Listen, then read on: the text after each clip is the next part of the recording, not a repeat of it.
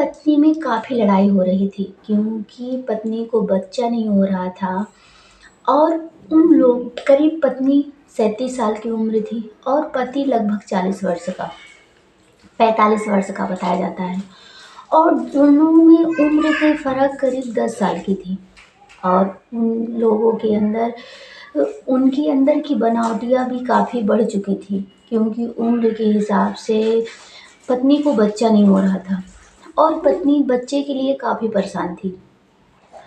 और उन लोगों में हर रोज़ लड़ाइयाँ हुआ करती थी क्योंकि उनके जो पति था, पति के अंदर की चर्बी इतनी घट बढ़ चुकी थी कि वो एक ही मिनट में डाउन हो जाता था।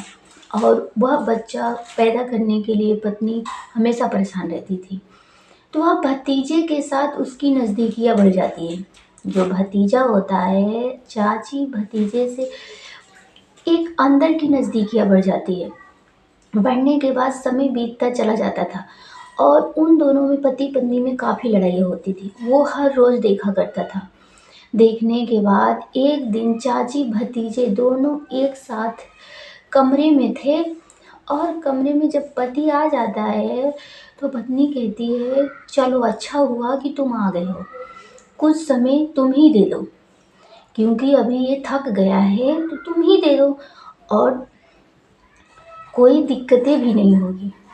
यह सुन के पति क्या करता है पत्नी के साथ, आप सोच भी नहीं सकते हैं। चलिए कहानी को विस्तार से जानिएगा और जो नए दर्शक हैं हमारे चैनल को सब्सक्राइब कर लीजिएगा। ये कहानी एक प्रतापपुर की है जहाँ पे बिहार में पड़ता है। और ये गांव का नाम है जहाँ पे एक श्याम और एक राम बाबू दोनों रहते थे।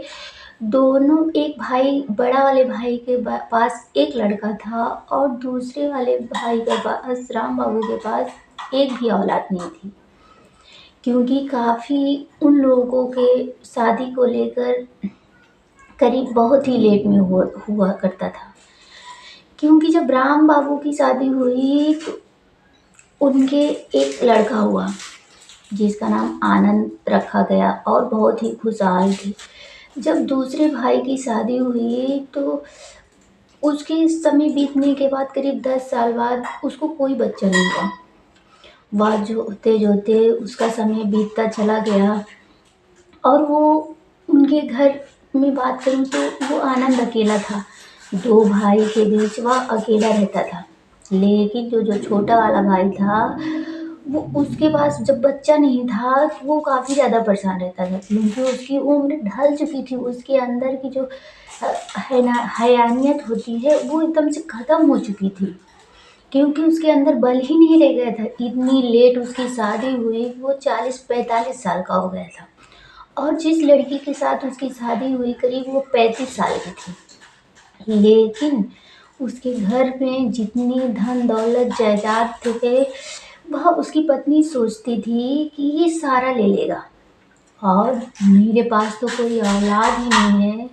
इस इतने बड़े मालिक घर का वारिस यही अकेला होगा क्योंकि पत्नी नहीं चाहती थी कि मतलब आनंद अकेले घर का वारिस हो। इसलिए उसका जो पति था वो कहता है, जो छोटे वाला था, वो उसका पति कहता है कि मेरे पास बच्चा नहीं है तो क्या हुआ, आनंद को क्यों नहीं रख लेते हैं अपने घर और आनंद हम लोग के साथ बीच में रहेगा, हम लोगों को बच्चे की कभी महसूस भी नहीं होगी। यह जो दादी दादा थे उसके और आनंद था, आनंद अपने चाची चाचा को बहुत ही खुश रखता था। लेकिन चाची नहीं चाहती थी कि आनंद इतने बड़े घर का अकेला वारिस हो। वो सोचती थी मेरे भी पास कोई औलाद हो और इस घर की मेरी भी एक वारिस आए। मैं नहीं चाहती कि आनंद इस घर का अकेला वारिस बने।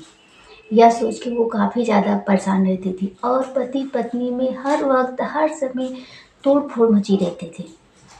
जब भी पति शाम को थका आता था वह जुट जाती थी, कहती थी मुझे मैं खुश करो और मुझे बच्चा दो चाहे जैसे भी करके, क्योंकि मैं बगैर बच्चे की नहीं दे सकती। यह पति काफ़ी ज़्यादा परेशान रहता था। उसको वो इतना पहले थका-मका आता था घर पे, वो खाना भी ढंग से नहीं खा पाता था। पत्नी की ताने सुन-सुन के वह बोर हो जाता था। बोर होने के बाद उसे खुश भी करना पड़ता था उसे, क्योंकि उसके अंदर की एनर्जियाँ पूरी जितनी थी, वह ख़त्म हो चुकी थी। उसका उम्र ढल चुका था। वो बच्चा कहाँ से उसे दे सके। इसीलिए कहते हैं दोस्तों कि उम्र के हिसाब से शादी हो जाए तो अच्छी बात है। नहीं तो जितना लेट करोगे उतनी ही दुःख आपको भोगना पड़ेगा।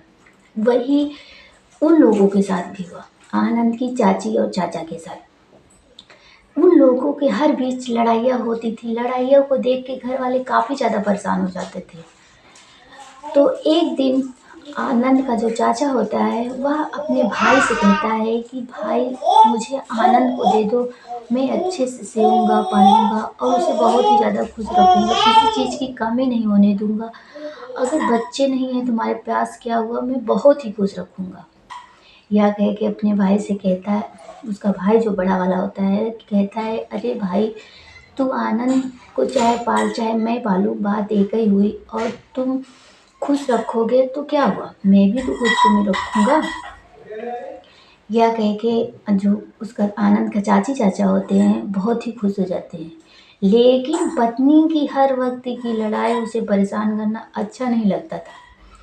वो गुस्से में एक दिन चला जाता है बगैर खाए पिए। वो आता है तो फिर वही लड़ाई या झगड़ा शुरू हो जाती है।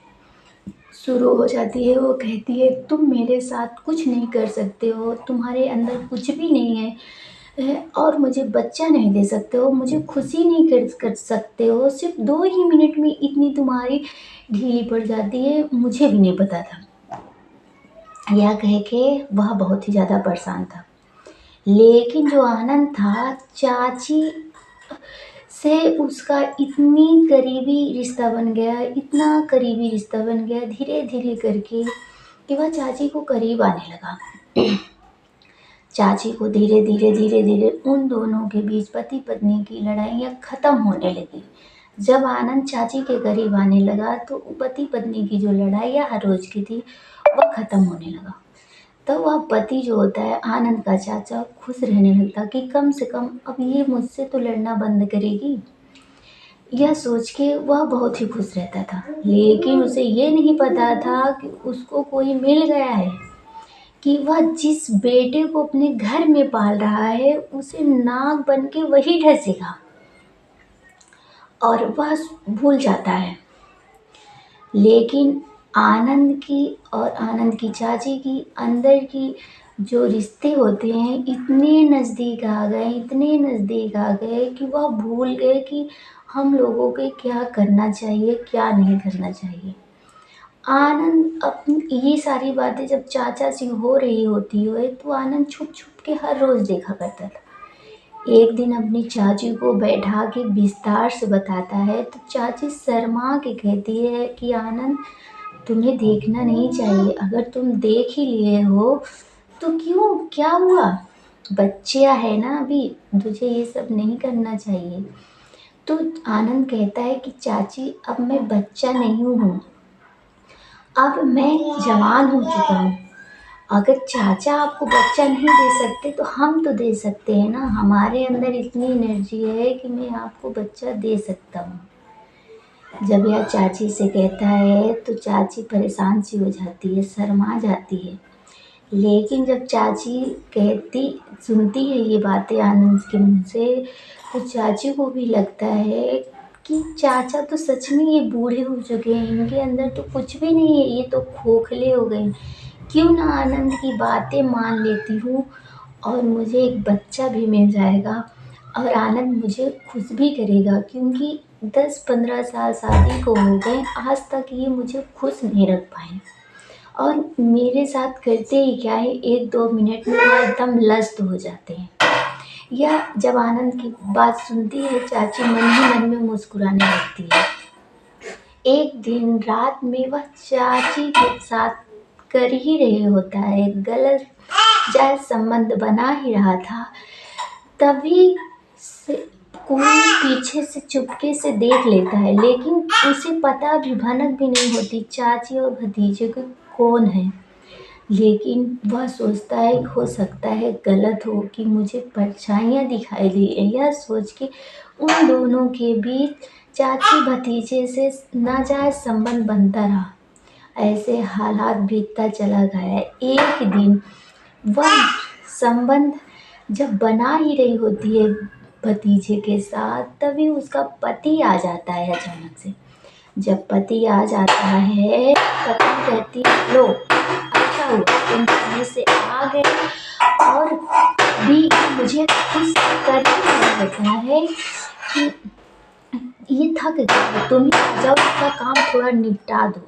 लेकिन जो उसका पति होता है उसे एक जोरदार थप्पड़ लगाता है, कहता है कि मैंने तुम्हें इतना सेया पाला और तुम्हें मुझे मेरे घर में नाक बन के डस लिए।